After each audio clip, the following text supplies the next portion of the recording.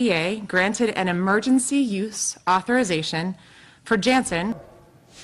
All right, everybody. It looks like we have Mitch McConnell speaking live. Democrats say they will break the bipartisan streak that has defined the pandemic response up until now. They're dead set on ramming through an ideological spending spree packed with non-COVID related policies. This is just what a leading House Democrat admitted they would do back at the start of the crisis.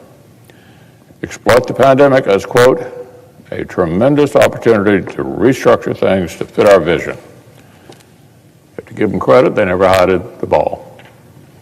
That's how you get a 628-page bill that costs nearly $2 trillion, but only 9% addresses the fight against the virus itself. Only 1% for the life-saving vaccinations that are ending this nightmare as we speak. That's how you craft a bill that does nothing to immediately get kids back in classrooms. In fact, that only spends 5% of the K through 12 school money this fiscal year. This isn't a pandemic rescue package. It's a parade of left-wing pet projects that are ramming through. They're ramming through during a pandemic. There's a costly Obamacare bailout that will disproportionately benefit wealthier people. Payments to farmers and ranchers based solely on the demographics of the recipient without any regard to actual need.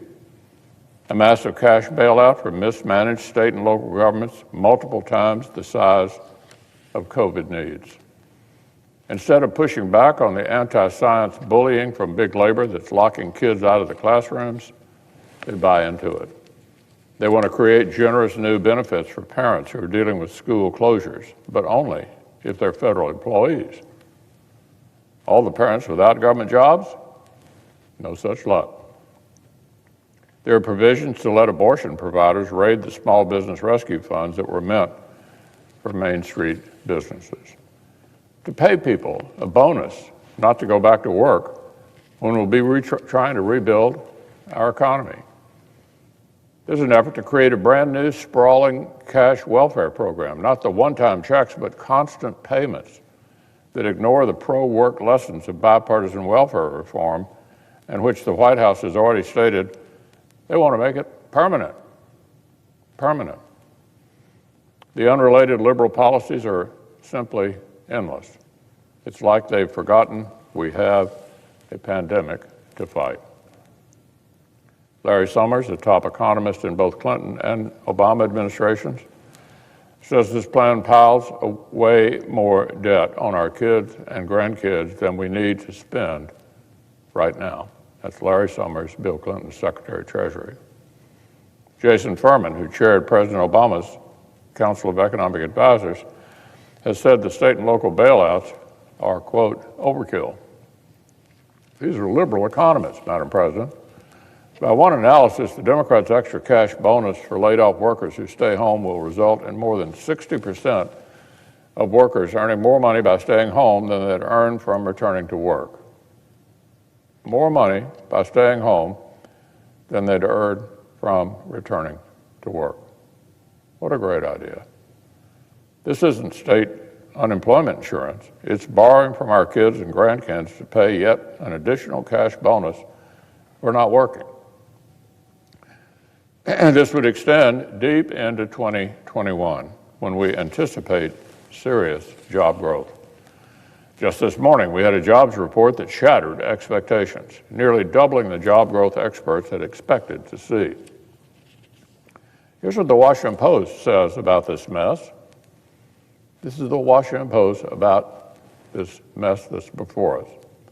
For policy experts and even members of Biden's own party, the improving picture is raising questions about whether the stimulus bill is mismatched to the needs of the current moment.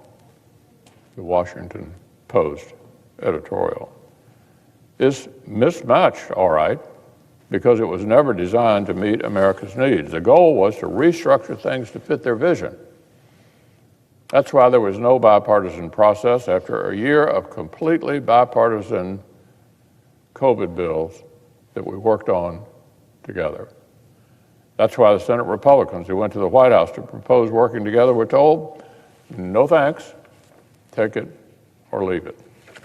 This is such a poorly targeted rush jobs that Democrats can't even settle on one set of political spin.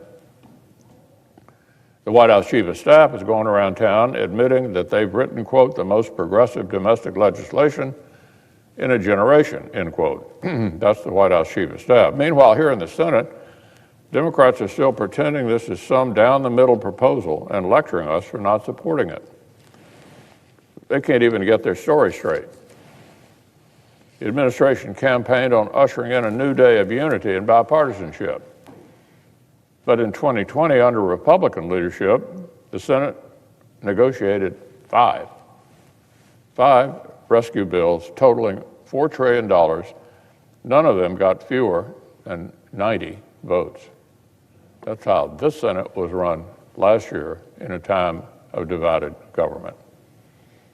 And now, in this supposed new era of healing leadership, we're about to watch one party ram through a partisan package on the thinnest of margins. Go figure. Republicans have many ideas to improve the bill, many ideas. And we're about to vote on all kinds of amendments in the hopes that some of these ideas make it into the final product. We're going to try to improve the bill. The millions who elected 50 Republican senators will have their voices heard loud and clear. Our country is already set for a roaring recovery. We are already on track to bounce back from this crisis. That's not because of this bill. It's because of our work last year. It's the trend this new Democratic government inherited. We're going to come roaring back, and mostly not because of this bill. In fact, in some ways, in spite of this bill. It will be because of the bipartisan foundation we laid last year and the strength and resilience of our people. Democrats inherited a tide that was already turning.